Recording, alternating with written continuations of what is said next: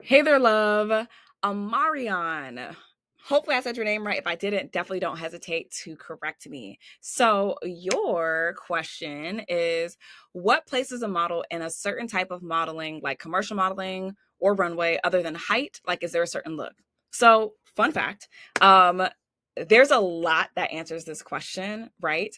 Because when it comes to being a certain type of model, there's always anomalies, right? There's always a short supermodel. There's always a curvy supermodel. There's always going to be somebody who does, you know, runway that's 5'5", gets paid top dollar. There's always going to be somebody that's a fashion model but is a size 16, right? There's always going to be outliers. So how I break this down for the models that I work with hands on is, first we start with, what do you look like? Like, what are your features?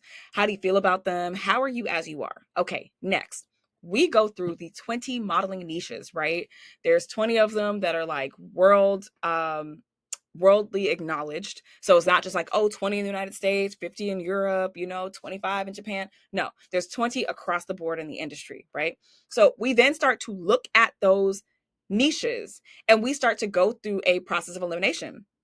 We start with, what are you a 100% fit for, right? That's normally how you get placed, okay, in the industry. Like if you were to go through an agency, they're going to look at you as you are, and they're going to look at the restrictions and requirements for each of those 20 modeling niches. And then they're going to see where you automatically fit, right? If you're doing this on your own, which a lot of the models who I work with hands on are, I take you through that process, but you're in control, right? So it's not an agency sitting back and saying, oh, well, because you're this size, I'm just going to stick you in this category. It's you looking at the requirements and restrictions for each of the category and deciding for yourself, hey, I'm actually a better fit for this. I'm not a good fit for that. I could try this, but I'm definitely going to be successful here. Okay. That's where it starts. Each of those 20 niches, again, I go over this with the models that I work with hands on. They have their restrictions and their requirements. So, for example, for boudoir, you need to be over 18 because of the implications of the type of work, right? Versus being a mature model, you need to be over, I think it's 55 in order to be considered a classic or mature model because that's the category, right? Um, so it all starts with, yes, how you look. Now, to take it a step further, okay, it also has to do with you. You could be a perfect fit to be a runway model, dimensions wise, right? Height, weight, etc. But if you don't like walking, if you don't like that much attention, if you don't want to be in the spotlight like that, then runway is not going to be for you. It doesn't matter if you're 1,000% fit for it. If it doesn't align with who you are and why you want to be a model, it doesn't matter if you're a good fit. It's not a good fit for you. Make sense? That's another thing that I take the models through. After they've kind of looked over, what they're a 100% fit for, we then start to eliminate, what don't you feel comfortable with? What don't you want to do? What's something that, you don't think you have the skills for and you don't want to learn? We get rid of those. And at that point, you're normally left with anywhere from 1 to 5 categories if you're being honest with yourself, right? If you're not, guess what? That's what I'm there for. You tell me what niches that you actually picked, and then I get to be honest and say, hey, if you're really trying to make money, these are the ones that are going to be the most successful for you.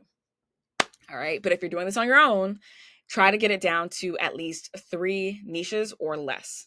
Okay, that's going to come in handy when it comes time to build your portfolio, when it comes time to build your network, and when it comes time to get paid.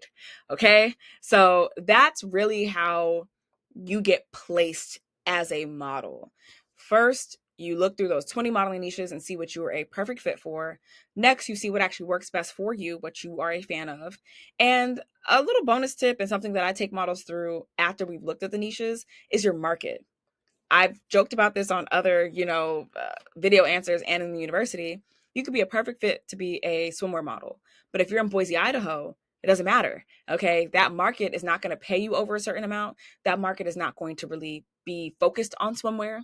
And so how you grow your career there is going to be drastically different, even if you're a perfect fit to be a swimwear model. Does that make sense?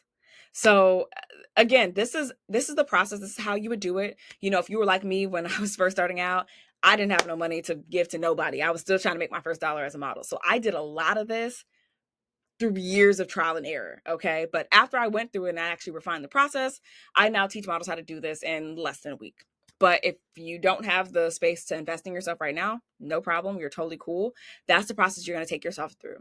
You're going to figure out the 20 types of modeling niches. You're going to figure out the restrictions as well as the requirements for each of those. You're going to narrow it down to whatever you're 100% fit for. From there, you're going to narrow out the stuff. Well, you're going to take out the stuff that you don't want to do at all as a model. And then you're going to actually do the research on your market to see what works there and see what overlaps. And that's how you pick your modeling niches. So get to it. If you have any questions, you know where to find me.